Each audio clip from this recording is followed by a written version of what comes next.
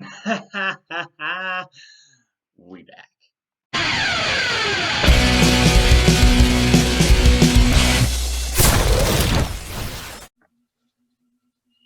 Ladies and gentlemen, for the first time in 3 months or four, we are back.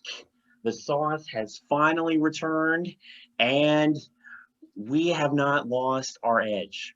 We have been just boiling to the point of breaking with all of this shit that's been going on in the world today in the world of pro wrestling. Way I like to see it, if pro wrestling was a barbecue, you can count on us to bring the sauce.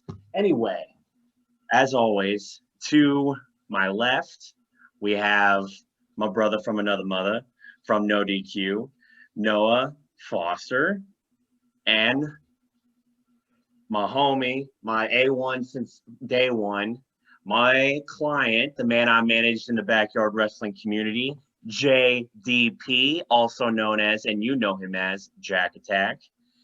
Guys,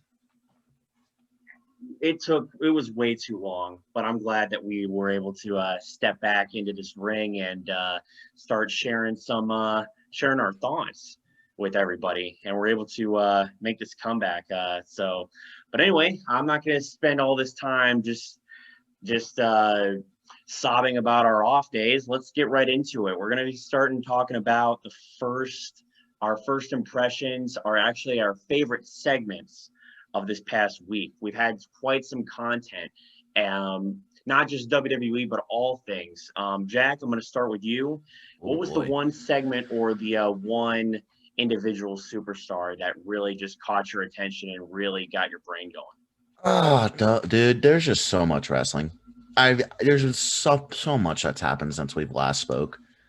I mean, we can talk about Impact and how they picked up half of the WWE roster that got released in April. We can talk about AEW and how Brody Lee and the Dark Order are just the best thing that AEW have seen. We could talk about Brody Mr. Lee. Brody Lee. Yes, excuse me. Please don't throw papers at me. We can talk about WWE and how Dominic Mysterio, who has had no real match time, is doing all right. He's in a main event spot. But really, the best segment this week had to come from AEW. It had to come from Cody coming out, cutting that promo, saying, I'm not quitting. We're doing this dog collar match, and then getting into a big scuffle with Brody Lee. I think that was the best thing. I think it's the best thing I saw today or this week.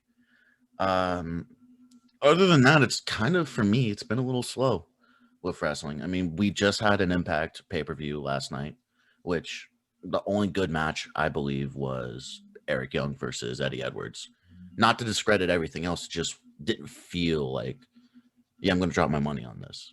It didn't feel like it was worth picking up and watching, unless you really like Eric Young and Eddie Edwards. But yeah, that's my segment for this week. Noah, you. Let me talk to you, because I watch all things wrestling. Shout out to ACW family on Twitter. And first off, gentlemen, it's great to be back with you as we come a few hours before NXT TakeOver 31. So let me go ahead and start with that brand. Wait, Noah, sorry, I don't mean to cut you off. I should have started with this. We need to address an elephant in the room. There's only 3 of us right now. What? Oh, yeah, that's right. Okay, so I am discrediting all of us right now. I should have started off with this. The elephant in the room. Where the fuck is Pete? Where's our boy? He's on Pete! So basically what happened, okay, on assignment, or well, let's just call a spade here and just let's tell the truth. Us here at the Sauce, we're big fans of the Best Friends, and the Best Friends, what they love to preach to the world is mom knows best, and what mom says goes. Well, Pete's mom said something, and Pete had to stand by it. Pete is in the middle of a family gathering and a family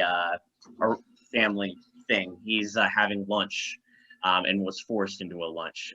We're not going to, this isn't our time to bash his parents. We're not going to do that by any means. But we might get a surprise. He might just hop right on while we're in the middle of this. So, but anyway, I wanted to just say that briefly. Noah, sorry, didn't mean to cut you off. Go right ahead. That's all good, brother. And Pete, Looking forward to doing that again with you and rest of the discussion again real soon, if not this podcast. So let's go ahead and go for each promotion because, yeah, there's been a lot of things going on in wrestling. We could try and cover the last 3 months of action, nonsense, surprises, debuts, discussions, rumors, but then we'd be here for the next 4 hours till TakeOver. I'm not going to do that. Anyway, starting off WWE, let's not forget, we had a pay-per-view this past Sunday. So I got to say, Clash of Champions, 3 of the 9 matches I thought were really good.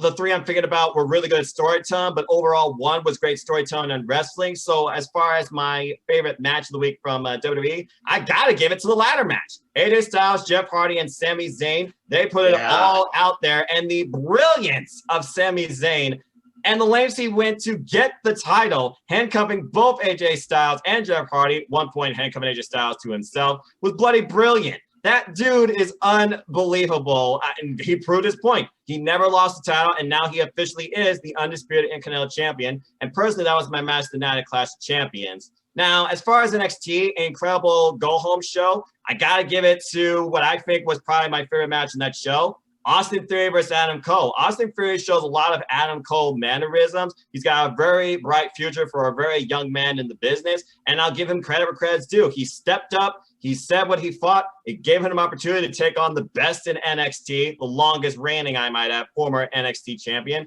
And he and Adam Cole, they tore the house down, I thought, during that show. He really went the distance. Of course, Adam Cole won, baby. And as far as other rosters, I look at the red and the blue. Mostly I'm like, eh.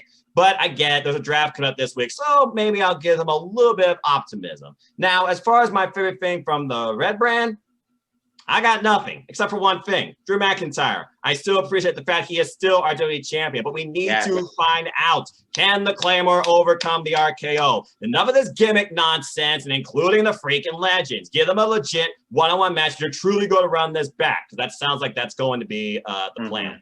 The women's division, I have no idea what the hell they're doing, but at least Selena Vega's trying, I guess. They're giving her a chance. She's not beating Asuka anytime soon. You need to develop real competition with Asuka. Just saying. And I'm still annoyed they split the Iconics, but I'm optimistic to Peyton Royce getting a push because I believe she has the potential. She's had the potential since NXT, where she formerly went after the NXT Women's Championship. Many people forget that. But Jeff Meacham, my good friend, go follow him, Jeff Meacham Network. He does not forget that. Me and him are strong supporters behind Peyton Royce. Now, the blue side is doing much better, not only with Roman Reigns in this incredible role, making SmackDown must see as the tribal chief, but really making this what feels like a friendly business rivalry among family, very personal at its heart, but showing a bit of sympathy towards his cousin. Like, I did want to do that to you. That was the worst day of my life. But now he wants to give him this opportunity again under the highest stakes ever, whatever that could mean. How much further do you go at Hell in a Cell besides inside the red creative hate, risking your career? I can only imagine what's going through Roman Reigns and Paul Heyman's creative minds towards this. And truth be told, it's a brand new dynamic between Paul Heyman and Roman Reigns. And right now, it's my must-see thing on SmackDown. The other thing I could take away this week, Alexa Bliss possessed by the Fiend. Is this Harley Quinn and Joker rewritten? I mean, I've been waiting for this forever. Now I'm just waiting for Bliss. Alexa, stop. Dadgummit, I knew that was going to happen. Sorry, folks. Anyway, Miss Bliss and the Fiend, that's a very interesting dynamic. Curious what they do with that. I gotta imagine it's gonna surround Nikki Cross, who says she's gonna save her friend. Might be too late. I see Cross versus Bliss at Hell in a Cell.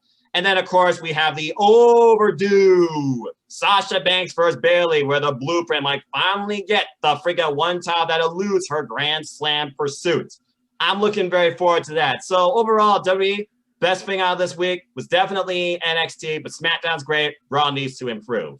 Now, AEW, you took it from me. Cody, just an incredibly powerful promo. What a setup to a first-time match, I might add. A dog color match. We see very rare in the wrestling industry today, that you've seen like Ring of Honor, ECW, etc.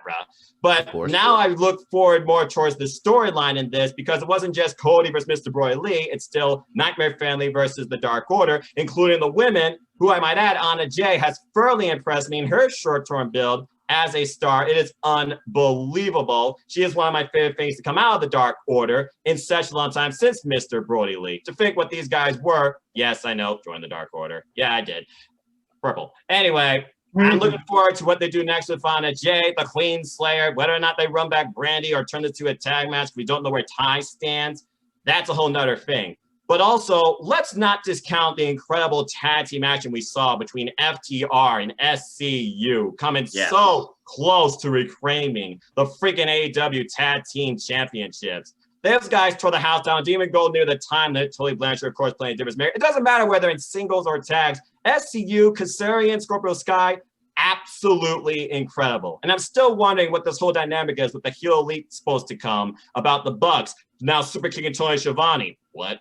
And now Kenny Omega involved in the singles tournament towards an opportunity to maybe challenge again for the AEW World Championship. Yeah. But I got to give it to my breakout performer this week, The Butcher. And he complains. I've been waiting for this guy to see him in singles action. And he and Moxley, they tore into each other. Moxley trying to overcome this big, beefy, agile powerhouse that sports a strong monocle and a great mustache. Respect. And in the end, it was a really great singles showing for The Butcher. I was very impressed. And John Moxley, he basically fought on one leg. The dynamic that AEW offers with all this return talent and this renewed inspiration in their careers, not to mention the upcoming rising stars they built in the likes of Ricky Starks, Darby Allin, Sammy Guevara, MJF, shall I continue? It's absolutely amazing. They're finally doing better stuff with the women's division too. The fact they got Serena Deeb and Thunder Rosa involved in this has really helped me feel better about this women's division. And I'm just going to say this right now. Kylan King, sign Kylan King. She is impressive. She is passionate. She brings it all in every match she gets. Sounds like she's going to be in a match with Nyla Rose. They definitely should pick her up. But the bottom line is this. There is a lot going on in wrestling. And of course, I watch NJPW, and I could talk about that all day, but just cover my G1 stuff. Shingo Takagi, my favorite performer, Lama Tomohiro Ishii. There's so many incredible things going on with wrestling. It's just a great time to be a fan. But if I look at my overall favorite moment and match this week, I'll sum it up like this. My favorite moment this week in wrestling, not including Impact, not just counting Impact Wrestling as well, I have to give it probably to what I would go back and rewatch again and again and again. I'm torn between two, but I'm just going to say this because it is on tonight. The Kyle O'Reilly and the Finn Balor sit down with Shawn Michaels. This match that's been built for the last 15 years, and the two finally come face to face. And they both just basically laid into each other about, okay, you think that I'm just a tag team specialist. I'm going to prove you wrong. Finn Balor says he is a future NXT champion, but he's going up against him. He's not winning this against me. Shawn Michaels saying that Kyle O'Reilly is the best kept secret, not only in NXT, but maybe professional wrestling, while he always acknowledges Finn Balor as one of the best of all time, bar none. And as far as my favorite performer this week, good grief, that's hard. I think about Darby Allin and Ricky Starks. I think about SCU. I think about Roman Reigns and just his promo game. But the storytelling he told in that match, that might have gone a little longer than people wanted a Clash of Champions. The performer of the week for me, I have to go with... I got to go with Roman Reigns. Between his match and the storytelling about really claiming that he is the tribal chief, and now really looking at the epilogue of this and how he really made this not so much a gloating factor, but a sympathetic factor, I got to go with Roman Reigns. Bottom line, an incredible week for wrestling across the board. WWE, NXT, Impact, New Japan Pro Wrestling, and WA as well. Congratulations, Trevor Murdoch, on beating Aaron Stevens for the Ring of Honor, botch NWA, what is it? Television Championship, something like that. I can't remember. National Championship. That's what it was. And yeah, it's just been a great week of wrestling. A lot to try and really be considered. I still have to watch Victory Road following this, but that's what I have to say for now. Okay, this is going to be a random plug. This is a story I've known for quite some time. In Greek mythology, there's the story of Prometheus. Prometheus was a god who stole the power of fire from the other gods to give people their own, to give light to the people. Noah, you just stole the fire from both of us, and now we have to come up with it's making it harder for me. Here's the thing. You asked me about wrestling. This is what I know. You get. I couldn't think of anything because there's just so much going on, and it feels like an insult to almost like discredit someone. Right. Because there's just so much going on, and just to narrow it down to one almost impossible. So there were four things. That was three. Four things that really came to mind for me this week, specifically from WWE. Because not to say, and I'm not. When we mention what brought our attention, we're not discrediting anyone. We're just talking about what we've been thinking. There were several things, and Noah mentioned all of them. The Sasha Banks and Bayley rivalry, the Alexa Bliss, being brought to the dark side by the Fiend, the Kyle O'Reilly and Finn Balor, as well as Roman Reigns and Jey Uso. Like all of those things for me, that really, those four really stood out, and it was hard for me to really pin down which one, in my opinion, was the best, which one was the my favorite. And all of those are great. But it took some time for me to pin down, and I was able to, because not only do I see the potential with this storyline and with this character, it's Roman Reigns, hands down. I know, people have since for the past 6 years, since he won the Royal Rumble with an assist from The Rock, like people have been giving Roman Reigns shit. Ever since the Shield broke up and he was starting to build his own singles career, people have given Roman Reigns shit. And now I feel like they've done him justice to play off the Shield. House of Justice. I see what you did there. Right. Funny. To give him justice is, they made him, they haven't really built him up as a heel that I dislike and hate yet. I think they're actually, working their way there. But I think they've made him a badass heel, and to me it's hard to hate. For me, it's hard to hate Roman Reigns, because not only has he returned from his hiatus, joined forces with Paul Heyman, literally signed his match contract the night of the match while it was happening, fought his own cousin and was bad-mouthing his own cousin. And, this has the potential to give us a match at Mania next year against The Rock. That's one of the rumors.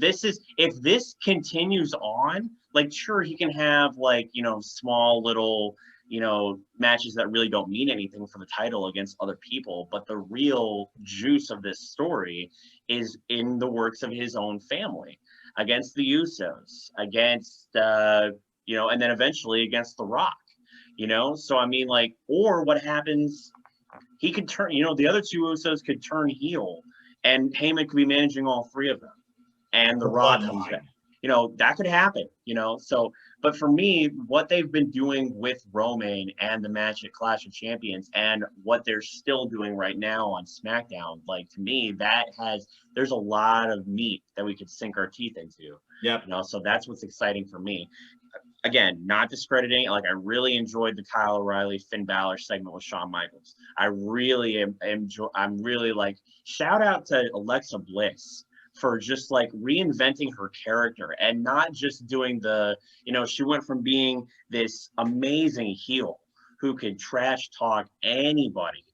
Well, not trash talk anybody, but it's she got she really she would be all sympathetic, I'm just so happy I won, and then I took advantage of all of you, just that. Just sounds like her Elimination Chamber address. Exactly, that's exactly what happened in that Elimination Chamber.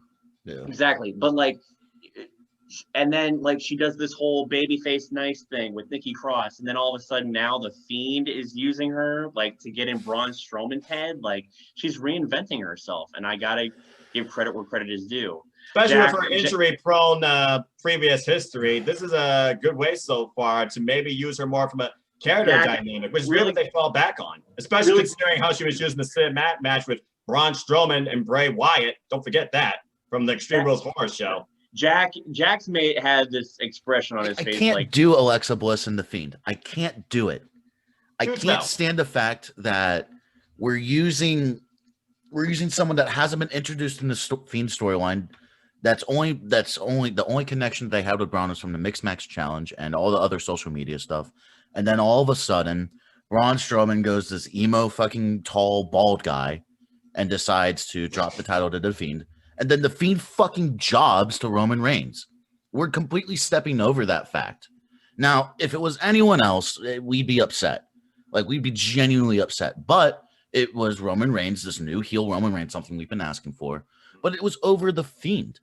The Fiend. Not Bray Wyatt, The Fiend.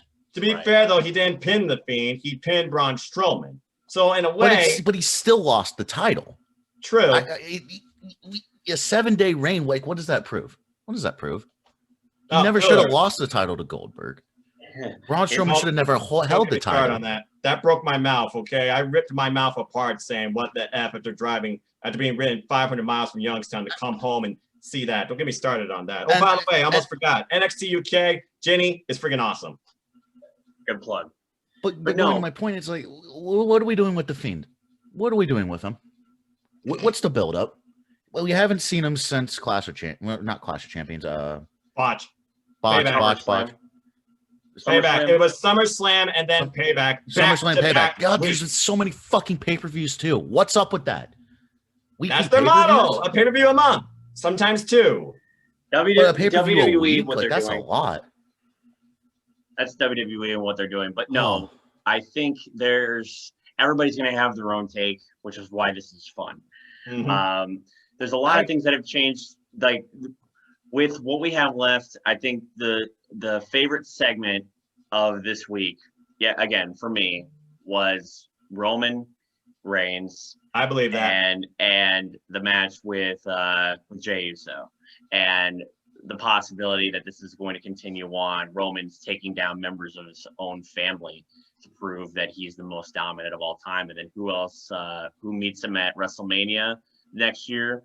Dwayne "The Rock" Johnson. And I think that would just be perfect. And if Roman goes over in that match,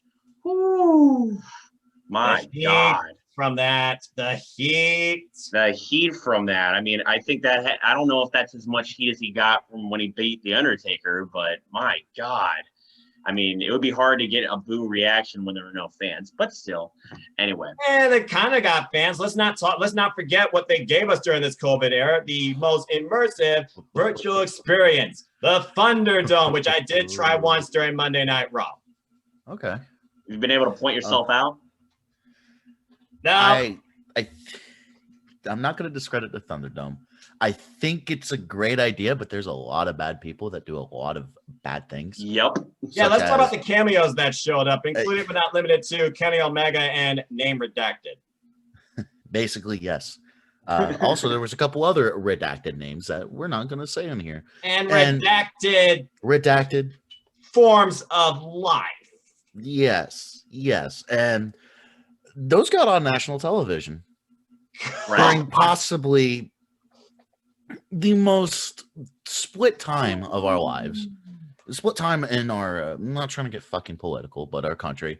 Because this is a fucking wrestling show and I don't want to talk about politics, but when it comes to wrestling and that shows up, we now need to talk about it a little bit. Yeah, that's true. I think the idea is genuine and I think it's pure. I think people are just going to abuse it. Right. Honestly, that's my. Well, that's why they're apparently leaving it. So I've heard. So we'll see how about that goes. And not to mention the fact that AEW, they have not resorted to any virtual type means at all. They have brought real fans back 10 to 15% capacity, and their quarterly pay-per-view model, it's working better for them when it comes to the storytelling. But they've had a couple of rough bumps this year too. Right. I think AEW is just all around the better company right now, the better business model, and I'm slowly but surely losing a little bit of interest in WWE and shifting a lot more to AEW and other side stuff. As you should. And happy anniversary again to AEW Dynamite, who just celebrated their first year, literally, and is also known as one of the top 100 television shows of this last year as well. Congratulations to them. I can't wait for year 2 to begin. Can we talk about that for a second? I mean, the fact that in the course of a year, they've only had 2 world champions, and if WWE was given that amount of time, they would probably have 5 different world champions. Yeah, let's go ahead and briefly run down their champions and maybe just the overall ethics and etiquette and atmosphere that has been what has come into our lives, that is AEW.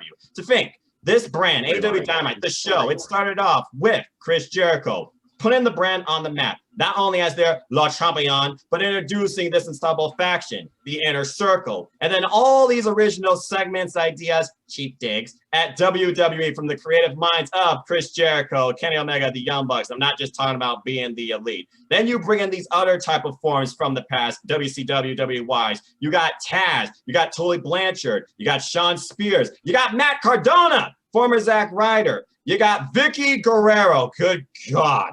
They even got Eric Bischoff, who has not been on freaking TNT for 20 fucking years. Shall I continue? Okay? This company has made incredible strides in such a short time to renew interest in people for professional wrestling. While WWE's been around forever and has been losing that interest, but basically been trying to maintain that same crowd. And it's hurt them in the ratings. AEW has scored over 1 million views at least 4 times. And when it comes to NXT, 90% of the time AEW, they get more of the viewership. And now why people have shown this to be a war, I don't see like that. I enjoy both. But I will say this, when it comes to AEW versus NXT, there's a reason why I watch AEW Dynamite live on Wednesday nights versus NXT recorded on Thursdays. I could talk all day about AEW, but that's why I create AEW Spark. And I'll definitely be talking about the first year of AEW on that very shortly, probably after this. Bottom line is this, AEW makes me happy to be a wrestling fan, from the wrestling to the original segments to the way they create storylines to gimmick matches, hence the dog collar match. I could go on, but the only thing I will say that is AEW's biggest flaw that they're finally working on is their women's division. Yeah. Absolutely. We all know how I love the women's division. Yeah. Hey, Hikaru Shida, Thunder Rosa, Britt Baker, Shauna, Big Swole, Chris Statlander. Those are a good foundation, but a couple of them are injured. But now they finally have a driving force to help move it forward in Serena Deeb, and they have had Thunder Rosa, who really helped elevate the outlook of AEW, taking on Hikaru Shida in a match that I definitely am not going to forget. After all, Thunder Rosa is one of the best wrestlers in the world, a triple champion. Right. So moving on, let's talk about something else for a second here. There has also been, in this time that we've been unable to record, there's also been a lot of outside talk, a lot of rumors, a lot of things have happened. Whether it be the what Vince McMahon said about Twitch and streaming on the outside. You have the incident with Sonya Deville, which really pissed me off. That happened. I don't think that happened prior to us taking time off. I mean, that happened. No, it happened prior to SummerSlam. Right. Which gone. So we think. Yeah, we know how WWE is. We know how WWE is. What were some of the things? And I guess I'll start by mentioning. I guess I just said the one that really kind of upset me is the fact that some low-life obsessed fan decides to invade a superstar's home with the intent of kidnapping said superstar, and this son of a bitch has the audacity to plead not guilty in a court of law. Good luck with that one, because that ain't happening. You're gonna go to jail. Because, but the point of this is, I think this, even though it's a really horrible scenario, and even Daria, I'll use her real name for the sake of her being, this is the real person I'm talking about, not her character. What happened with Daria, actually, even though it's a really horrible thing, is going to benefit Sonya Deville. Why? Because now fans are even more behind her than they were beforehand. I mean, she has her own following, she has her fans, but now people can feel sympathetic and root for her. And personally, when she comes back, I want her to get a push, because I think she has more to prove in a ring. I don't think she's by any means I haven't seen how good she is in the ring. I've seen her promo skills improve incredibly. I mean, those promos she cut before SummerSlam were chef's kiss. I mean, just the storyline for her and Mandy was incredible. And I was looking forward to that match. So, but I'm just hoping that she comes back. I think she should come back as number 30 in the Royal Rumble, honestly, because I think if she was given the opportunity to have, even if she didn't win at Mania, if she won a Royal Rumble match and even like lost in a title slot, that would shoot her to the moon. Well, considering she hasn't won a title yet, I completely agree with you. Exactly. But no, Jack, I'm gonna start with you. Was there anything, I guess, that caught your attention, not outside, or I mean, outside that botch, outside of, I guess, like mainstream WWE, mainstream wrestling, just like Ring Rumors? Was there anything that caught your attention that really just like that you wanna, that you've been thinking about a lot? I really haven't seen too many spoilers. I'm going to keep it legit. I haven't seen a whole lot of rumors. There's a lot of theory crafting. There's a lot of ideas that are going around, but like genuine rumors that could come to pass, not really. I mean, there's been talks since SummerSlam of Dominic Mysterio aligning with Seth Rollins, and we haven't seen that yet, but now we're seeing shades of it with his sister getting involved with Murphy, and then there's just this whole split that could happen. I think it'd be interesting. Do I think it'll happen? Maybe. We might see the Aaliyah Mysterio? Am I saying that right? Yes, the 19-year-old with the 30-plus-year-old man. Yeah. Yeah. I mean, it's the most calm thing WWE's done recently. I mean, it's not necrophilia. Someone's not dying. We're not abusing a dead person. So this is pretty tame for WWE standards. AEW, I remain spoiler free. I don't look into stuff like that because I want to be genuinely surprised. Same. Impact, I mean, there's really, I'm just so impressed with Impact lately that I'm just, again, choosing to be spoiler free with WWE. It's like, I can just They've really picked up since Slammiversary. They picked up Luke Gallows, Botch, Carl Anderson, the Good Brothers. They picked up Heath, and they're doing a storyline they did in what should have happened in 2016. They're doing it now. They also picked up Deonna Purrazzo, who's been doing incredible as the Impact Women's Champion. What an Iron Man match with Jordan Grace, by the way, too. Yes. And also congratulations to Jordan Grace. She recently just got married. So to Jonathan Gresham. Cheers to that. Ring of Honor superstar in the Pure Championship tournament. My pick to win. Not to mention, you've been warned, they got EC3, who is free. Or so he thinks. For sure. Also, another thing that I also heard, and this is in the realms of NXT, they were posting about TakeOver, and then you have former NXT champion Karrion Kross tweeting out, "I'll be watching," which means we're not supposed to forget about him. I mean, even though he had to relinquish the title due to injury after a victory, we still have him to look forward to. It's insane how many moments have come out of NXT as well when they did the double gold, all for the gold match during their Fiend Great American Bash specials. They did a 4-way Iron Man match that left people annoyed at the end of the tie. Former Bullet Club members finally met in the ring face to face. Respect, too sweet. Pat McAfee impressed the hell out of me. I never thought I would say those words out of my mouth. And of course, AEW, they took a chance and literally gave us wrestling past midnight and did 500,000 views. Wow. In an hour. Yeah. The Pat McAfee match, I was also very impressed by that. But what I also found interesting as a result from that was in that match, Adam Cole is presented as the babyface. Mm-hmm. Okay. And then, after this, I guess for me, it was kind of weird seeing the rest of the UE members. This is Botch Mania right now. We're all like, we're all over the place. We're knocking off the rust. Good grief. We're knocking off the rust. Yeah, it's all good. Botch with the sauce. You guys are fine. That's funny. And then the rest of the UE goes back to like beating up what's his name? The guy who won the contract. Drake Maverick. Drake Maverick. Like, yeah. what? And I don't know what they're doing with that. With Drake Maverick and what's the other guy? Killian Dane.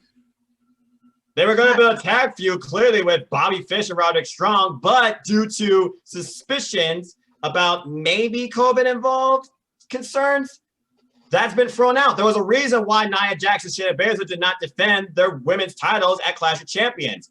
Yeah. COVID concerns. Serena Deeb had to drop out of an NWA match because of COVID concerns too, because she was around a person. Lance Archer has been off for a couple of weeks due to the fact he was exposed to COVID-19 because somebody in the family was surrounded by that got it. And let's not discount the fact that WWE really dropped the ball on one Renee Young, who also was COVID positive, but basically lost everything to WWE. WWE did not show major concerns for it. She is finally free.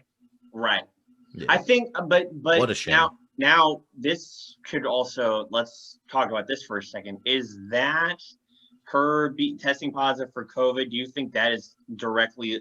I don't think if we're linking the COVID concerns with her to her departing WWE, I honestly think the two things are inseparable. I think she was going to leave WWE regardless of. Well, let's look at what happened. She felt like she did everything. She had a show. It got canceled. And really, when she talked about she got COVID positive, WWE really kind of put a shun type note to it because one, they didn't want her to do that because again, that'd be bad PR for them. And two, according to what she said in a podcast, they didn't show like real much concern. Now, does she have any like disparaging remarks about her time WWE? No, she's faithful for the 8 years of growth and opportunity that she got there. But you got to imagine there's a certain point when it comes to WWE that you're like, I've had enough of this. I feel like I've hit my point. There's nothing left for me. I need to go do something else. And to be fair, a lot of people didn't have a choice in that, and they hold that against me for that as well. Hence why we got many, Jack, that you said in AEW, including Miro. Yep. Yeah, that was awesome. Jack, go ahead. Man, there's just so much that just happened. And the fact that WWE is just downplaying COVID, and they're just shunning anyone who comes out and says, I have this, don't get this, wear your mask, wash your hands. The people that we look at that are big media personalities that are out there on national TV and they're out there just talking and getting their message across, and they might inspire some people. When they say they have COVID, it's not to scare people. It's more to just say, hey, this is real. I got it. Yeah, because some people still believe this isn't a real thing. Yes, and if they're like, if I can get it, you can get it. So don't get it. Wear your mask, wash your hands, do all that. And the fact that WWE has the audacity to say, no, don't do that. That's bad. That's really bad. Well, let's turn back the clock, Jack. Because again, you know, I've been watching since we've been gone. Let's think about when the COVID era began, because that's really when this all fell apart. What was the first wrestling promotion to really take a step forward to try and keep us in tune, but still proceed as safe as possible? AEW. Cody opened up that promo about an empty arena and how he felt like there's so many people but are so afar, and they still kept Dynamite down to its roots. Even at the point where they couldn't be in Daly's place because they're using it for COVID testing, they still kept AEW going to Nightmare Factory, and we got some of the best matches out of that and a new title in the TNT Championship. Let's not forget, Britt Baker and Hikaru Shida, they tore the house down in a TV match that gave Britt Baker the best-selling shirt for a women professional wrestler in Pro Wrestling Tees history. It was also when Anna Jay made her debut against Hikaru Shida. We had the TNT title. Lance Archer made his debut. Mr. Brody Lee made his debut. There were just so many. AEW Dustin is timeless. Dustin finally starts a wrestling school. Dustin and Mr. Brody Lee have one of the highest watched matches in recent memory in AEW. Timeless legend, 5 decades earned, sure enough. We had a women's tag team cup. And I look at WWE and I think about how they started COVID. Okay, we're just going to do temperature checks. We start in the Performance Center. We usher in the era of cinematic matches. Kevin Dunn's against mask wearing, but Kevin Owens refuses to work unless you encourage that. Then they finally start encouraging that. And then AEW forms this plan to have an audience of one side heels, one side faces to give you that organic atmosphere feel. And then WWE, they try and follow suit with their own way of an audience, but behind plexiglass like a hockey arena. The bottom line is this: the COVID era has changed the outlook of professional wrestling, and there are some promotions that have handled it in a very mature, responsible, properly planned out way. And then there are others that have taken it for granted because, in their opinion, the show must go on. The bottom line is this right now. I feel like right now, everybody should be more concerned and more positive about this is a real threat. We need to take this seriously. And it looks like WWE's trying to do that. Again, that's why they finally built the whole to bring the fans back in a virtual atmosphere. But hey, I'll take over for rumors. Rumor has it they're leaving the Thunderdome and they're going to bring not only virtual fans, but real fans back up to like 100 type fan capacity in a certain building. And they're moving NXT out of Full Sail back into the Performance Center. Now, when I think about that, I think about, okay, at first you're separating NXT because let's not forget, folks, we recently had a COVID outbreak in NXT to the point we basically got no audience again at Full Sail in NXT. If you notice NXT this week, very few people at the very end. I don't know whether that was just some staff or what. And then I think about also when the Street Profits used to go into the audience as well. And I was like, oh yeah, we're really social distancing here. The fact they were recording 10 hours worth of taping in one day and they didn't let the people sit except during commercial breaks. There's been really dumb ways that this whole COVID thing has been handled. But I look at this latest rumor from NoDQ.com and they said, according to SI, that they're going to go to the Capitol Wrestling Center and there will be a contingent of fans, some of which will be talents, some will be friends and family, and some will actually be fans, taking safety precautions whatsoever, combination of virtual fans and a live audience of around 100 in the building. And according to that, that starts tonight because NXT TakeOver 31 will be ushering in that era. Oh boy. Which I mean, but we're probably gonna get more of the same, right? I mean, even with the virtual fans, I mean, we've gotten pre-recorded cheers, pre-recorded boos. Oh yeah, and they played. Used that from an old WWE game. I think it was they piped it all in. They piped in boos for freaking Roman, where people are not actually booing him. They're cheering him. They think he's so interesting now, but they want us to boo him again. They want us to be robotic. They're fucking 5 years late on that. Right. Yeah, good luck with that. No, I think the biggest problem with WWE is like they're trying to get the fans to react the way that they want them to, whereas they don't understand the fact that, and John Cena said it best, we have the keys. We run this shit. The fans basically dictate, we're the ones that create the story because we're the ones who cheer for whoever we want to. We boo for whoever we want to. And we're not going to just get fed, we're force fed your bullshit that you're trying to, just try to produce for us. Hence why John Moxley, formerly known as Dean Ambrose, left, is because he was so sick of the fact that they were doing these dumbass behind the times stories. He said he'd rather work at McDonald's than work as a producer for WWE. And might I add, since John Moxley left the WWE, he is PWI's #1 wrestler of the year on the list of 500. It's not Roman Reigns. It's not Seth Rollins. It's John fucking Moxley. Damn right. As it should be. As it should be. Now, I wanted to talk about this briefly, and then each of us has our own individual message that we can send to whoever and whatever we want. One of the things I want to mention briefly is the recent, and this will kind of cut the rumors report segment of this show. The rumor, well, not the rumor, the actual announcement that WWE made about individual talent having streams on Twitch or channels on Twitch, and that WWE is basically taking over all of their talents' Twitch channels.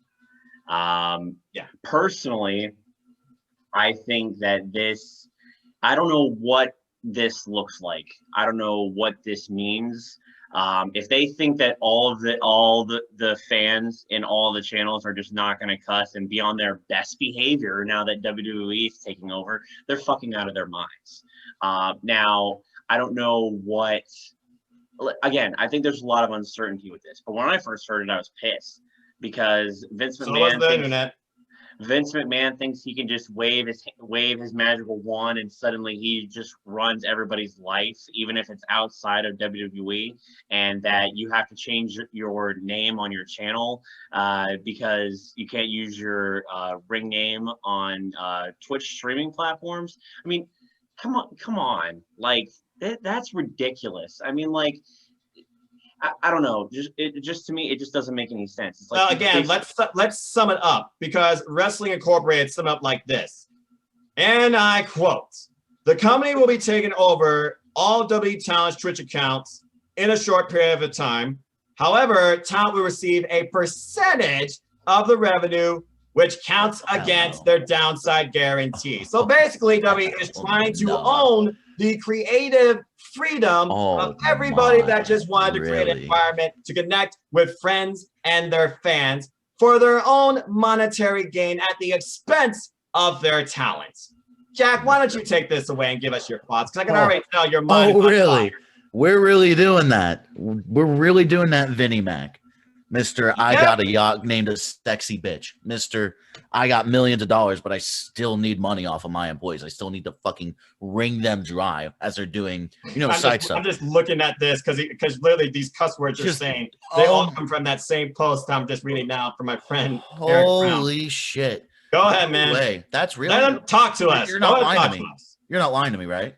You're not playing me for a fool. I wish I was. I wish I was. You wish you were. Jesus Christ. Okay.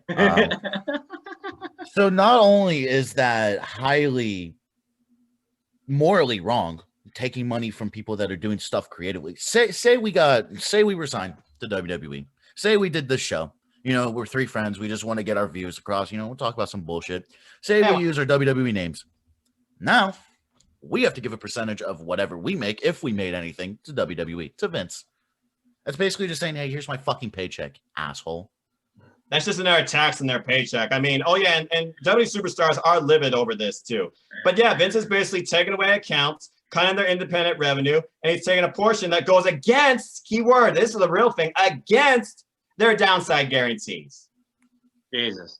Can we, I mean, how many, there's so many people under WWE contract right now that have that. I mean, there's Xavier Woods. Your girl, Paige. Adam Cole, yeah, thank you. Paige. You have Dakota Kai. You have Mia Yim. You have, I think Shayna gets on there once in a while. Shayna Baszler, Jessamine Duke. Cesaro, Drew Gulak, Xavier Woods. And this just shits on all of them. It shits on another of their passions, and I think it's so disgusting. I mean, 2 years ago, they had a Twitch event with 2 Twitch streamers and 4 NXT superstars, 4 WWE superstars. They all played League together. Yes. And it was a big deal. And I was like, this is huge. This is great. We're actually splitting. We're going into other brands. We're going to other brands of media. We're getting our names out there. That's great. And 2 years later, Vince is like, that's a fucking terrible idea. We're going to make money off of it. Honestly, I think this goes back to I hate to say it because, there's people out here that will disagree with me, but I hate to say it, but I think in this case it's true. He's out of touch. Vince is out of touch. I mean, if we were not convinced of it earlier, I mean, there are so many instances where we can argue that, and it makes sense. I mean, like, it's not just storyline WWE, it's the storylines in WWE. This is real life. And it's going to continue to get worse. Until he either decides, I'm really out of touch, I need to step down, or I die. Right. And that's the horrible reality behind it. I'm amazed that I was about to say, I'm just amazed. I mean, CM Punk summed it up best in 2011. That pipe bomb still holds true today. Right. It's very sad that it does. Honestly. Would this be happening if Triple H and Stephanie were running things? I don't think so. Probably not. There's skepticism behind that, but Triple H at one point he did figure about literally retiring because he's only focused right now. He says he only wants to focus on NXT. According to what I read, NXT will not be involved either in the so-called upcoming draft, which literally starts this week. Jack. You know what? I'm actually okay with that. I don't want any of my NXT superstars going up to fucking main roster. And that's sad. It's honestly very sad. Because the way that most people would view it, like any rational person, they're the third brand in SmackDown Raw, that's like the top brand. They want to go for that Universal WWE title. But when I think the NXT championship is so much more worth chasing, like, what's the point of going up? Do I really want to see Kyle O'Reilly and Bobby Fish in fish suits? Do I really want to see that? Do I want to see the Undisputed Era job to the Usos. I don't want to see that. I mean, look what they did with the freaking War Raiders. Just saying. Like, wait, what did they? With It's just- AOP. ALP's gone. AOP's Right, gone. exactly. Let's talk about the other ideas that have come out of this too. I'm going to start with you, Noah. What's your thoughts on these two ideas? Raw Underground and Retribution. Okay. Raw Underground is WWE's attempt of making Raw more edgier and more TV 17 when really they don't know what that is if it hit them in the face. They haven't produced quality TV 17 content since the early 1990s, early 2000s with the Attitude Era. But what about the sexy dancers we had on week 1? Right. Well, that was. I'm at the clock on the Women's Evolution. Exactly. And then let's just face it. I'm calling it like I see it. The Retribution is basically a knockoff of the Dark Order. I mean, it is basically Some say it's counter. What an insult! Programming. What an insult to the Dark Order.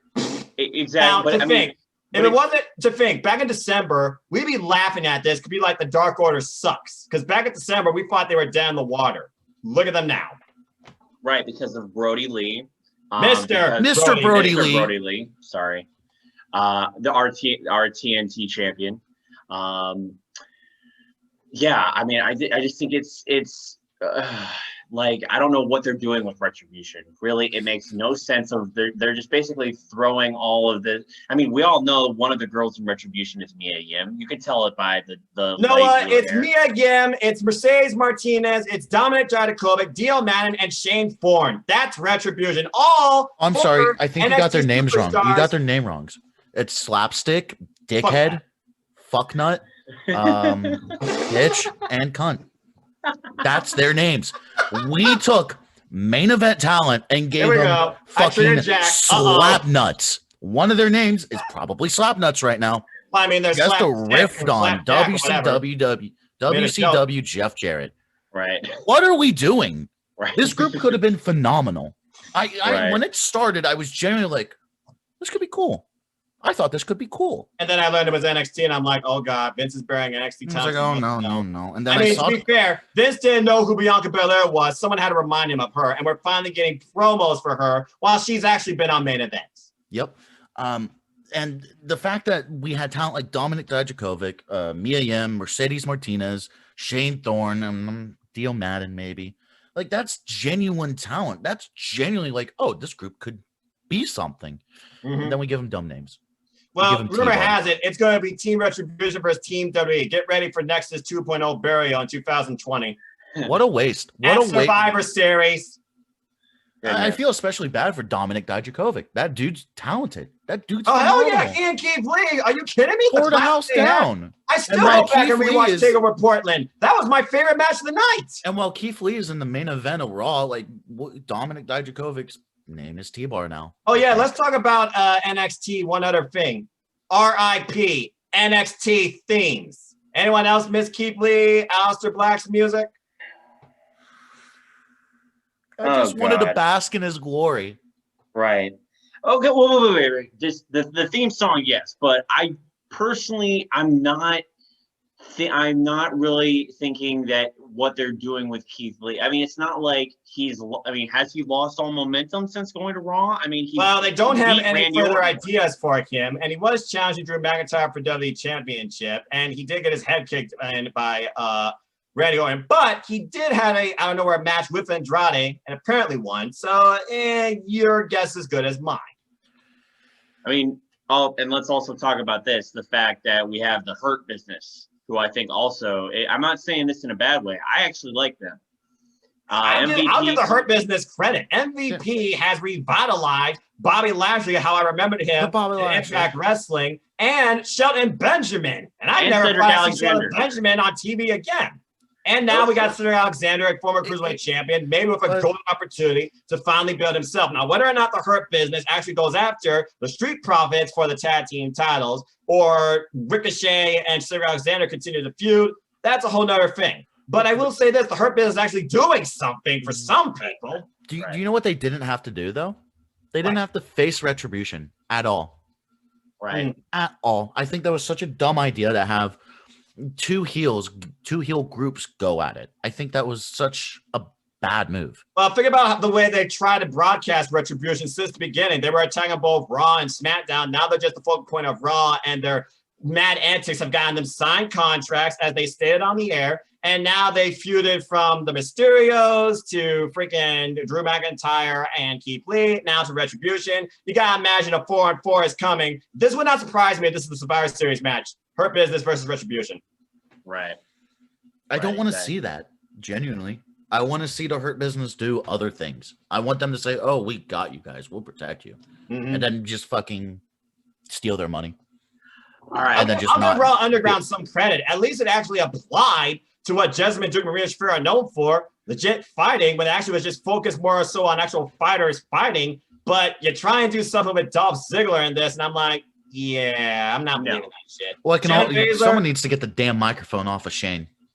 Let's be honest. Because I'm so tired of hearing him go, whoa, oh. That's more generic than us as fans, okay? Yeah. Good grief. Yeah. Commentary don't even know what commentary team to go with. At one point, you had Dolph Ziggler, then you had MVP, you had Samoa Joe, you had Michael Cole, Tom Phillips, Byron Saxton. The only commentary team that's stuck together so far is SmackDown with Corey Graves and Michael Cole. And NXT, they just lost their voice because he's going to take care of his family, and I wish him all the best. But Maranello is gone. God. I feel like that was a long time coming, honestly. I'm surprised he stuck around as long as he did. Yeah, but I just JBL bullying thing, mental health wise, because I know how important that is. But I'll tell you one thing right now. I appreciate Vic Joseph. I respect Wade Barrett. Heck, I enjoyed Stu Bennett and freaking John, whatever his name is, on NWA Power, which I look forward to that coming back. But nobody is going to replace that energy and that voice and those metaphors, takeaways of the bipolar rock and roar, Mauro Ranallo. He has not felt the same to me since. Can we say it in time, all three of us, that his legendary catchphrase, which will never be duplicated by anybody else, Mamma Mia! Mamma Mia! Or Mama Effing Mia! Right. Oh my God. I mean, the fans will always say it, because we always will remember Mauro Ranallo, because he was literally a fan in a commentary position. Yep. Period. And it was beautiful. I could listen to that man commentate a match for my life, my entire life. If he commentated my life, I'd be a happy man. I would want. Jack's in the grocery store. The milk's about to fall. Mamma Mia! No. I'd send him back in time to like the golden era of wrestling and put him in the commentary booth while Hulk Hogan and Andre the Giant were going at it, and maybe he would have said "Mamma Mia" as Hogan slamming Andre onto the mat. Like, and I just think about when Mauro Ranallo, good old JR, and Nigel McGuinness were together to call a match of Aleister Black and Hideo Itami. That's the perfect commentary team right there for me. Or like during the Kenny Omega Okada match in New Japan. Lord. Don Callis and Kevin Kelly, they did their best. But yeah, if Mauro Ranallo was there for that near hour-long sprint, oh my God. That would have been fantastic. Now, well, at least the WWE commentary is better than fucking Impact's. I'm so tired of Josh Matthews. Hire Matt Striker. You used him on Explosion. This guy ruled Lucha Underground with Vampiro. Whoa, Matt Striker. Yes. Have you not seen his work on Lucha Underground? Dude, did you not watch Lucha Underground? Be honest with us. Did you not watch Lucha Underground? I did not.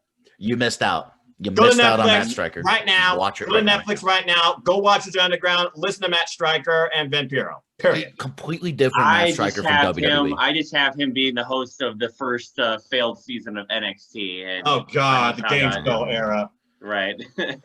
I remember Matt Striker and WWE going, oh! Right. Or no! Kofi Kingston jumped off a damn ladder on freaking Drew McIntyre and Money in the Bank. His little when a heel would win, you just go, yes. I'm like, oh, okay, cool. We're cheering. Yeah. Oh yeah, when Batista beat John. Oh yeah, I remember that. We're heels now. Jack, who's the guy from ECW that we love to quote all the time? Oh my God! Joey Styles. How did you forget Joey Styles? Oh my God! Oh my God! How could you?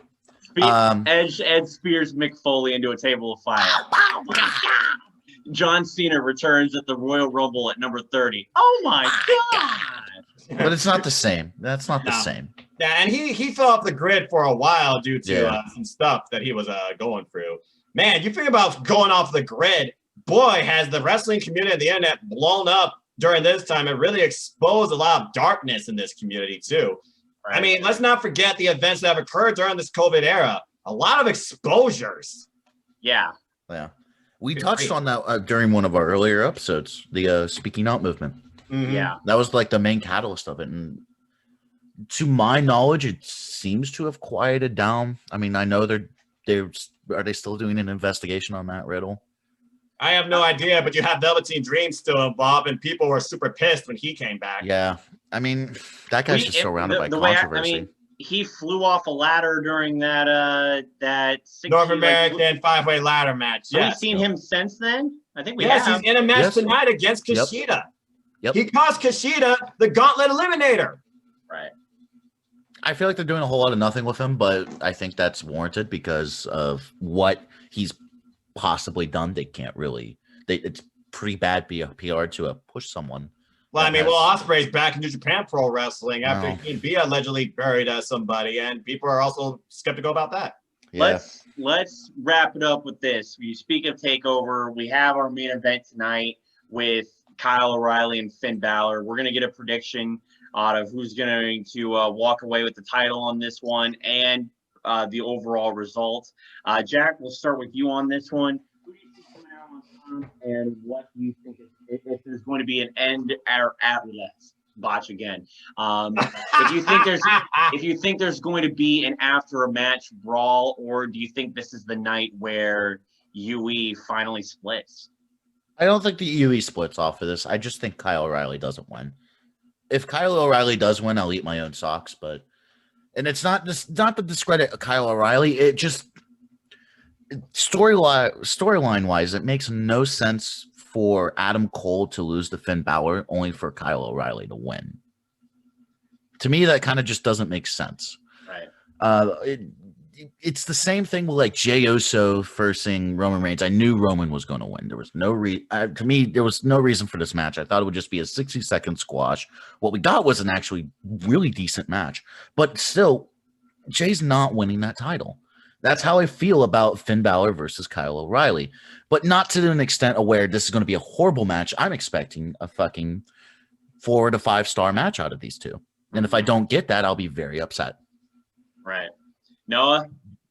Oy vey. I'm looking at it again, same way as him. It's a storytelling, but it's going to be a breakout performance for Kyle O'Reilly, who we normally don't see in singles action. People mostly know him as a tag team specialist. And that's really the story going in here, as Cameron Grimes subtly put over when he talked about, you're no Adam Cole. You'll never be the man Adam Cole is. He says, you're right. I'm not Adam Cole. I'm Don't Kyle talk O'Reilly. to me about that ZZ Top fanboy James Storm wannabe. Nope. You be nice to Cameron Grimes. That's my favorite NXT superstar right now. You're kidding. Not kidding. Apparently Not taking out kidding. Rich Holland in a feud now. People thought he should have been the North American champion. He absolutely should have been. No, not discrediting Damian Priest, but I think that Cameron Grimes.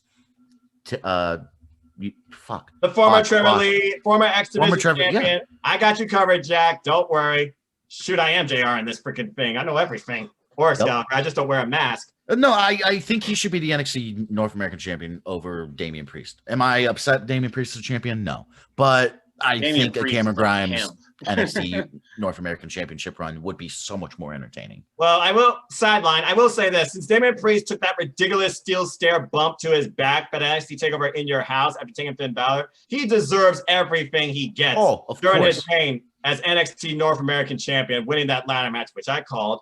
But with that being said, I'm just going to sidewind y'all here. How many times did that tile slipped after Johnny Gargano's fingertips? If I want NXT TakeOver Cleveland to happen, I want both the Garganos to come in as champions. So I'm just going to say right now, Johnny Gargano, Candice LeRae, win tonight. You're my picks. I believe in the Johnny Gargano way. Now, with that being said, I'm going to say about the NXT title match. You can disagree all you want. I don't give a damn. That's my thoughts, all right? Whack. Anyway, with that being said, I gotta agree. I believe Finn Balor is going to retain here, but it's going to set up this idea of Kyle O'Reilly wanting to prove himself, really prove a point, not only to himself, where he says under pressure he thrives the most, where he turns into a diamond. But it's going to be interesting to see what happens going forward. We already know that Strong and Fish, they're going to have some sort of tag feud with Dane and Maverick whenever that picks up. We don't know what's next necessarily for Cole or O'Reilly following this. Cole, who stood up on O'Reilly's behalf, I'm sure is going to be counseling him like, you did your best, man. This doesn't mean anything. There's still rules in NXT as we've ruled for the last 3 years. But yeah, I got to go with Finn Balor retaining. But it's going to be a one-of-a-kind match. And considering that literally Finn Balor just got this title, there's no way I see him losing this soon. This is the whole purpose to why he came back to NXT. What about you, Noah? Noah. All right, so here's the thing. Noah G? I have this going either way. To me, I'm not going to disagree with you, with either of you. I'm thinking Finn Balor's going to walk out with this one, and I'm expecting a damn near 5-star match because I know these two will literally tear the house down. Oh yeah, because with the false finishes, you think you've won when really they kick out last second. I think it's going to be one hell of a match. Now, the overall result, I could see it going 2 different ways. The 2 ways I see it going are, say he loses. The UE could still think that he's not they could turn on him after the match. They very well could, even if he loses. If he wins, it's not like it could be Evolution 2.0 where they turn on Randy Orton. You know, if he loses, they could still do that. You know, so because they just think, well, he wasn't able to get the job done, and we believed in you, and you disappointed us. To me, though, it's like, where do we go from here? And I think, Noah, you made a good point in saying that there's still the tag title picture with him and Fish going up against hopefully Maverick and Dane, if Dane doesn't stop being a complete asshole. You know. See, that's the thing with backgrounds. yeah. But no, I'm high expectant of this match, and I got Finn Balor winning all the way because I think he was a good choice of becoming NXT champion again. He's now a 2-time, if I'm not mistaken, NXT champion. And I think they're going to keep the title on him for quite some time because this is his reward from making the step back stepping back into the NXT. Yeah, that's what I see happening this one. But also, really quickly, I'm gonna go on record, and I'm on Jack's side with this one. Johnny Gargano and Candice LeRae. I'm gonna mention this briefly. Please. If they both win, this just sets things up perfectly for who I think really deserves to be the North American champion, and specifically the NXT Women's Champion.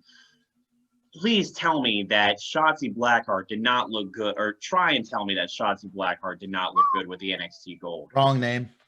What you mean? I loved it. I love it. I love the Renegade idea. She just came off a win against Dakota Kai, which I might add, that match was more a filler idea, clearly, to the one I want to see. I want to see Rhea Ripley and Raquel Gonzalez turn into each other, the two powerhouses of the women's division. Why is that on the kickoff? Like, what the hell? Okay, wait. What happened to fucking Rhea Ripley?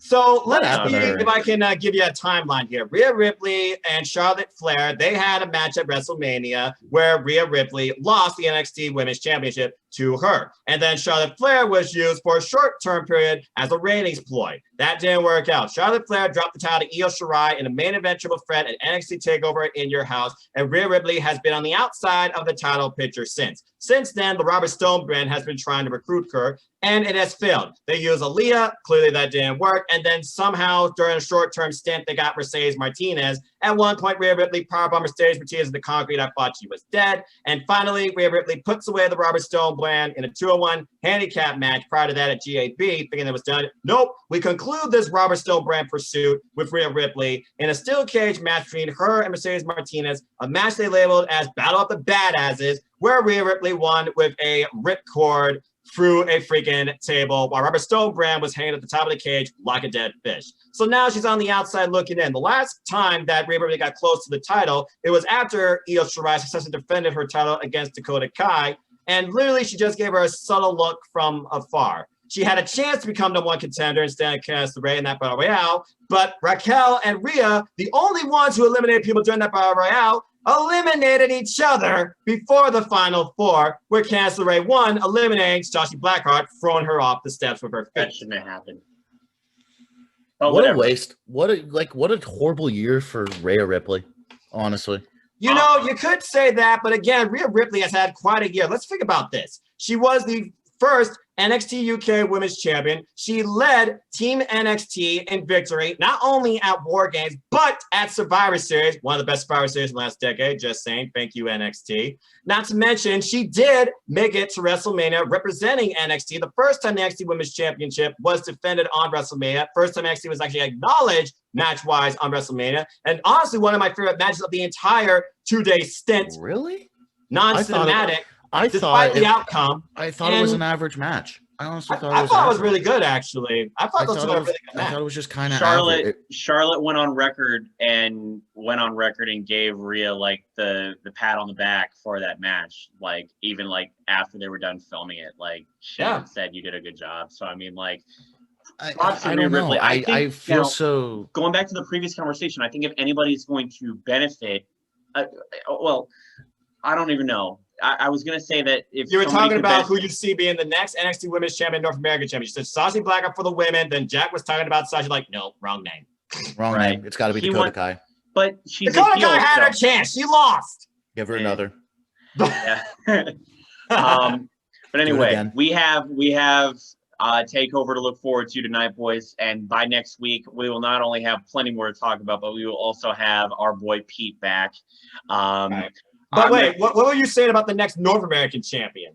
Johnny Gargano has ultimate dad hair bedhead. Anyway, if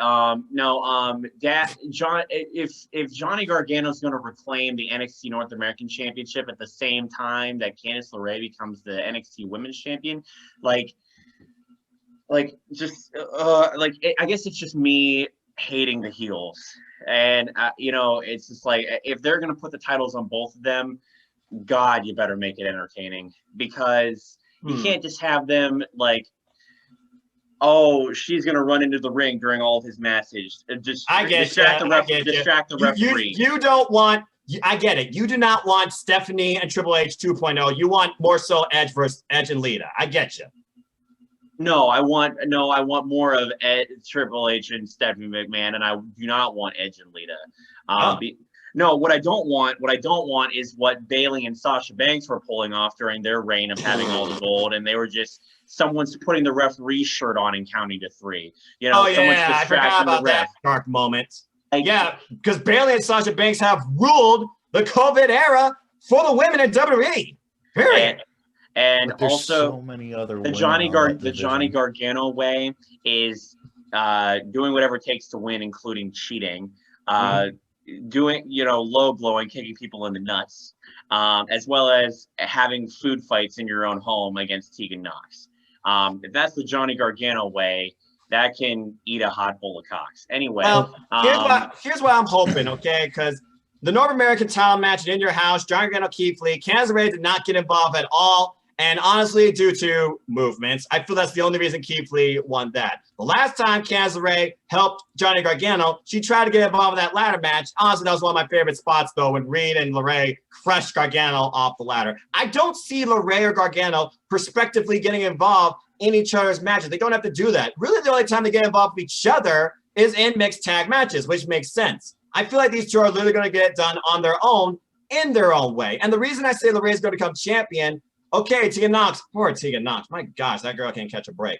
Another injury, another ACL type surgery. I could see when she comes back, literally they form the program. Tegan Knox comes back for the NXT Women's title. And as far as Johnny Gargano goes, I could see him starting something maybe with Bronson Reed. It's amazing how far they pushed Bronson Reed this year, even though he's in the North American picture, though they did use him in that Gauntlet Eliminator.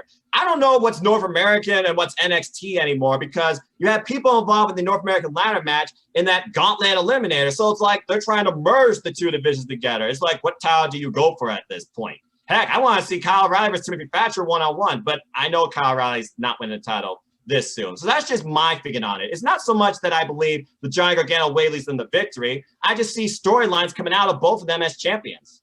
Yeah. We'll see, but we got takeover We to will look see. over, guys. We're gonna cut it off there. Like I said, next week we're gonna have plenty more to talk about. We're gonna have all 4 of us back, but I'm gonna cut it there, boys. You got a cup in your hand, raise it. And I have a brand new toast. I started off the beginning of the show with it, and I'm gonna end it with this. If professional wrestling was a barbecue, you can count on us to bring the sauce. Nice. Thank you all for tuning in. We'll see you all next time.